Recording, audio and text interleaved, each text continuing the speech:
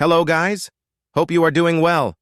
In this Excel tutorial, you will learn how to make your Excel sheet stand out to the next level using conditional formatting. Select Table Data. Then go to Conditional Formatting.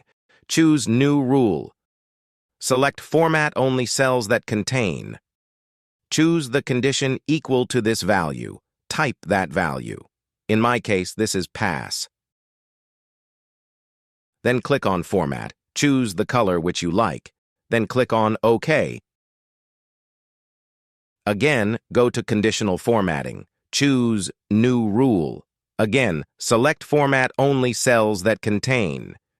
Choose the condition equal to this value. Now the value is failed, so I will type here failed. Then click on Format. Choose the color for failed cell which you like. Then click on OK. Like and subscribe for more interesting videos. Thanks for watching.